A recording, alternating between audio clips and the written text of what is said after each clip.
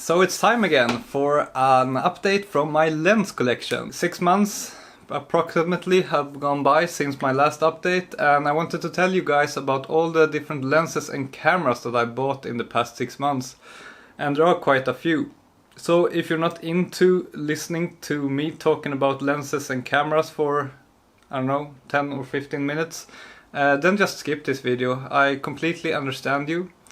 But if you're a true lens nerd like I am, then stay tuned and I will tell you about some seriously cool and great value for money lenses and cameras. First of all, I want to highlight the fact that I actually got myself a piece of furniture just for my lenses and cameras. This is something I've been wanting for a long time.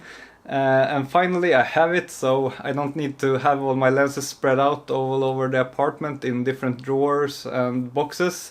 Now I can have them visible in one place with a door in front of them so that they don't get too dusty, and it's a great feeling. Especially now that I've started to build up a true lens collection. So what did I add to my lens collection in the past 6 months? Let me walk through all the lenses and cameras that I bought. So first of all we have the A7 Mark III, a camera that I already did a video about, so I will not talk that much about it other than the fact that I really like it as an all-round workhorse camera. Great value for money, great camera, I love it. And on that camera I have a very special lens. It's the Venus Optics wide angle macro lens. It's a 15mm macro lens which goes to 1:1 magnification, which is a truly unique thing. And also it has like a lever here, so you can actually shift the lens up and down, which is great if you're planning to use this for like architecture and stuff. This lens is actually not mine, I didn't buy it. I got it to loan from Venus Optics to review it, so this will probably be my next video, stay tuned. And I'm super excited to try this lens. I just started trying it a little bit today and it's truly a unique and cool lens, so I'm excited to try it even more. Next up we have a camera that I also made a video about, the Panasonic Lumix GM1. One of the world's smallest, if not the smallest, interchangeable lens cameras. I truly love this camera and I got it pretty cheaply. And yeah, it's a great camera to have if you already bought into the Micro Four Thirds system and you want to truly leverage the small size that is possible with the Micro Four Thirds. This camera is great.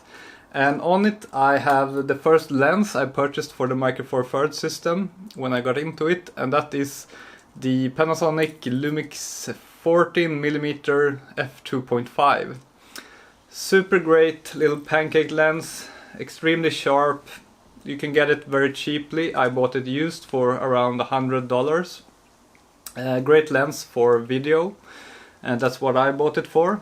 And actually the reason I got into the Micro Four Thirds system is the camera that I'm filming this with. It's the Panasonic Lumix G80 or G85 as it's called in the United States. I did a lot of research on what video camera would give you the most value for money, because since I started my YouTube channel in the beginning I only used an iPhone to film on, and I felt like I would want a real video camera with a little bit better performance in low light conditions. And the G80 is a great combination of super great video image quality, and it also has great image stabilization, so you can shoot it handheld without too much shaking. And also it's pretty cheap. You can get it for a really good price, and yeah, it's great value for money and I really love it. And that was the reason I actually got into the Micro Four Thirds system. And since then I've been expanding a bit on my lens collection within Micro Four Thirds. I also think that Micro Four Thirds is a great complement to full frame. Since the sensor is just 1/4 of the size, you can truly leverage the good things about having a small sensor, but if you want that really great low light performance or really shallow depth of field, you still have your full frame system. But on the days when you feel like not carrying that much, you just want to have like a super small and compact camera in your pocket, then you can just pick up your GM1 and there you go. Another lens for the Micro Four Thirds system, which I was pretty quick at buying, was a macro lens, of course. And after doing a lot of research, I found the Olympus 60mm f2.8, which is, according to most people who are knowledgeable within macro photography, the best macro lens that you can get for the Micro Four Thirds system. And I kind of agree. I really love this lens. It has a great, pretty long focal length, and super sharp on all apertures, and just an all-round great lens. It's pretty small and compact and lightweight as well. So if you're gonna buy one macro lens for a Micro Four Thirds system, look into this one from Olympus. If you watch my video about 135mm f2 lenses, you know how much I love them. And in the last lens collection update, I showed you that I had the Samyang 135mm. But since then I've actually sold that one, and instead I purchased this one, the Canon 135mm f2. And the reason is pretty simple. In a lot of situations you kind of really want to have autofocus, and the Samyang obviously doesn't have that. I'm sure Samyang at some point will release an autofocus 135mm lens, but until then I think this Canon is the best compromise between price and weight and size and image quality. You can get it pretty cheaply used. I bought mine used for around $600, which is kind of the price here in Sweden for a used version of this lens. And yeah, super great lens, beautiful images, beautiful bokeh. It's pretty lightweight for what it is. I mean, compared to Sigma's version, and this one is like almost half the weight. I strongly recommend this lens. The Canon 135mm f2, obviously I'm using it with an adapter for my Sony, and it actually works great. This lens works just as good as a native lens on my Sony a7 Mark III, which is very cool, I would say. But the whole experience of using Canon lenses on the Sony a7 Mark III is a little bit hit or miss. In some cases it works great, as with the 135mm, but in some cases it works really badly. For example, the Canon 50mm 1.8 STM, the autofocus does not work that well on Sony cameras. Another example of that, unfortunately, is this one. This is I would say one of the best value for money long telephoto lenses on the market. It's the Canon 100 to 400mm f3.5 to 5.6, sorry, f4.5 to 5.6. Super great compromise between weight, size, price and image quality, and you get pretty great bokeh even though this is not one of the more expensive long telephoto lenses. I bought this one because the corresponding Sony version is more than like $3,000, and that's a little bit too much for me, I think, to pay for a lens. This one I bought used for around $700, and it's almost in mint condition. There is a newer version of this, Mark II, which has like a screw zoom instead of this like push and pull. But I don't think that the increased price is really justifiable. I think this one has comparable image quality and it's a lot cheaper. So if you want great value for money, long telephoto lens, zoom lens, I can strongly recommend this one. But I bought it because I wanted to use it on my Sony camera with a Meterbones adapter, and unfortunately that did not work very well. I tried it both with Meterbones version 4 and 5, and I also tried the MC11 adapter from Sigma, and none of them gave very good autofocus performance, especially on the longer focal lengths. So I was kind of saddened by this, and I was just about to sell this lens when I got the idea that, hey, I still want to have a long telephoto lens, and this is kind of the only option that I could afford and that I would want to handhold. So I thought maybe I could just buy a Canon camera. And I started doing research on what Canon cameras are great value for money.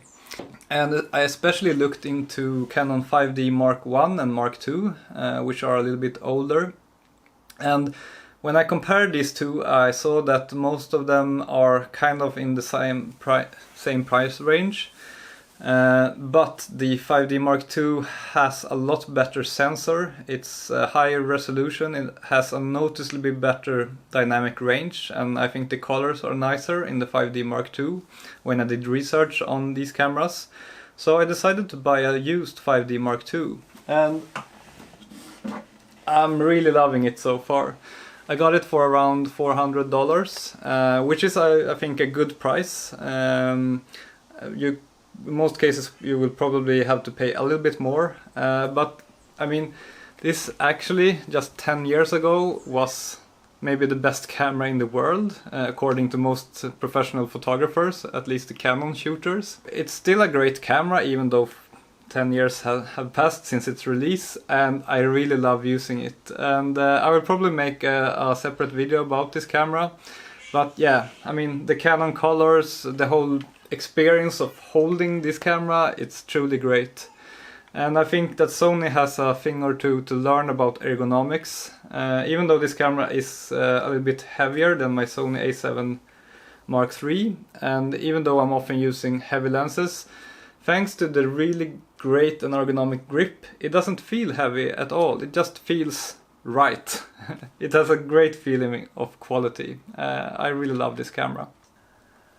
One of my favorite focal lengths is 35mm. If I was only allowed to have one lens, I think that this one would be a strong contender. This is the Samyang 35mm f1.4, or Rokinon as this brand is called in the United States. And I bought it because I wanted a fast 35mm lens that was native to the Sony FE system.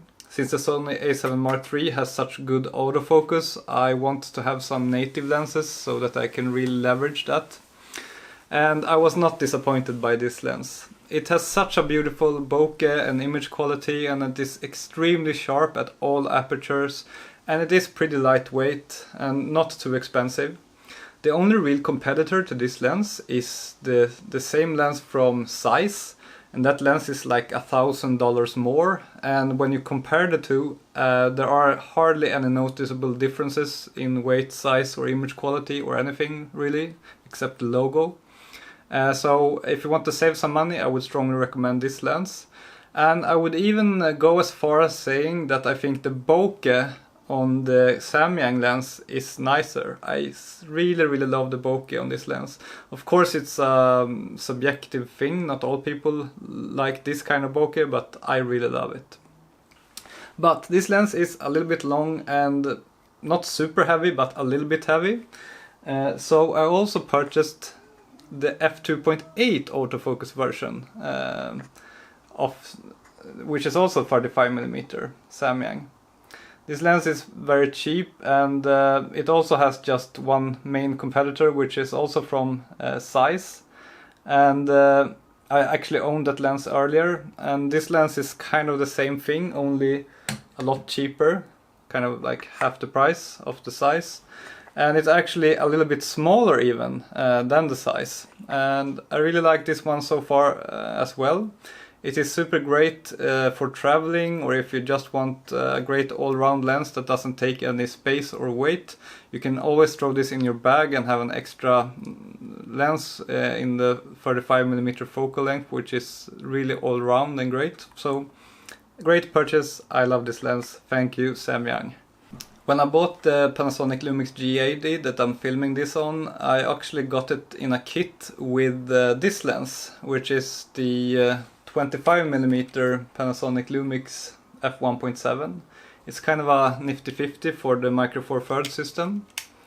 A great lens, sharp, pretty cheap, a great first prime lens for the Micro Four Thirds system. Not much, I don't have much more to say about it, just a great lens. If you want a great value for money prime lens, I would go for this one. Another camera that I didn't mention in my last lens collection video, but that I had already purchased at the time, is this little small action camera. It's the Sony X3000, and it's the same product category as the GoPro cameras.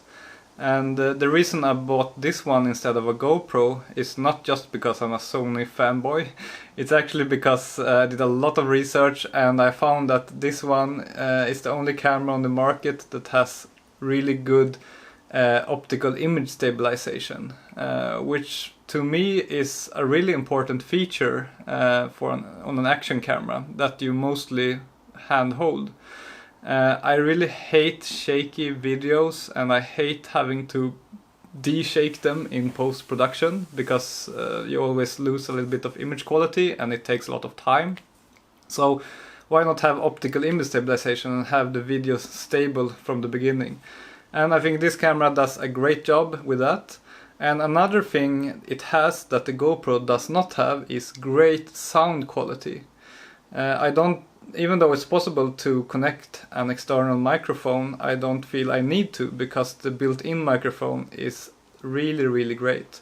The only modification I had to do was that I attached some piece of a blanket here with some tape, because I wanted it to have some wind noise reduction. And it actually works great. This is the camera that I use for most of my YouTube videos, and the reason I use it when I go outdoors is because it's so small.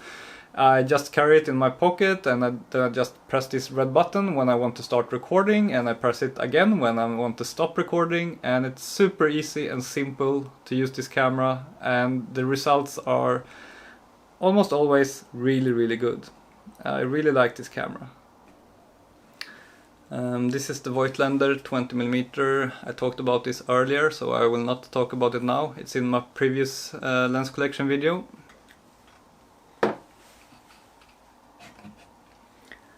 Same goes for this one. This is my main macro lens, Tamron 90mm. Talked about it in my previous lens collection video. Great lens. This is the Minolta 55mm f1.7 from the 70s. Also a great lens. Also I talked about it in another video, so I will not mention it now.